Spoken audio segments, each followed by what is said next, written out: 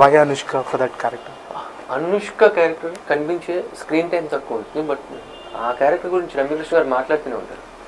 ఆ క్యారెక్టర్తో మాట్లాడుతున్న అడిగినని పాజిటివ్నెస్ ఇవ్వకుండా ఫస్ట్ నుంచి. అందుకే ఈయన ఆత్మ తిరిగి వచ్చిన తర్వాత కూడా చెప్తూ ఉంటుంది, నువ్వు కృష్ణకుమార్తో మాట్లాడావు, కృష్ణకుమార్ నీ గర్ల్ ఫ్రెండ్ అని.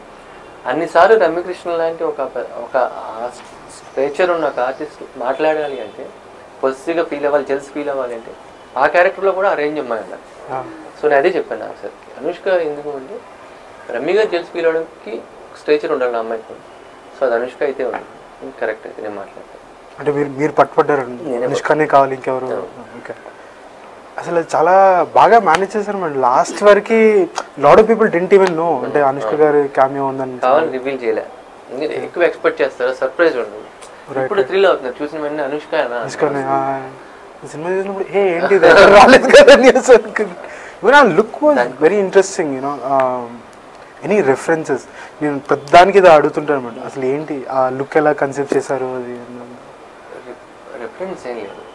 ఇప్పుడు ఒక 35 years బ్యాక్ ఒక అమ్మాయి ఉంటే, అలాంటి పర్సనాలిటీ ఉన్న ఒక అమ్మాయి ఎలా ఉంటుంది సింపుల్. ఇప్పుడు ఒక మెచ్యూర్డ్గా 55 years క్యారెక్టర్ ఉంటే ఎలాంటి చీర కట్టుకుంటుంది. సో సింపుల్ అది. దానికోసం రెఫరెన్స్లు ఏమి ఎక్కువ ట్రై చేయలేదు. ఆ క్యారెక్టర్ ఎలా ఉండాలనుకుంటున్నాము, నేను ఎలా అనుకున్నాను అదే కాస్ట్యూమ్స్, అదే అవుట్ఫిట్ అంతా. సో ప్రశాంతి గారు చేశారు ఇదా లుక్ డిజైన్. Right right.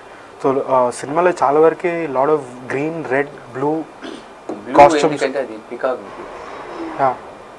అది కృష్ణుడికి రిలేట్ అయ్యే క్యారెక్టర్. ఓకే, సో ఎందుకంటే బంగారాజు గారికి ఎక్కువ వేస్తారు. ఆ అమ్మాయికి కూడా అందుకే అది యూజ్ చేసాం. ఆ అమ్మాయి బ్లౌజ్ పైన కూడా అది ఓకే, అది కృష్ణుడికి రిలేట్ చేయాలని ఆ క్యారెక్టర్ని ఎక్కువ బ్లూ యూజ్ చేస్తాం. అంటే Bangarraju modelled after Krishna's role. Right.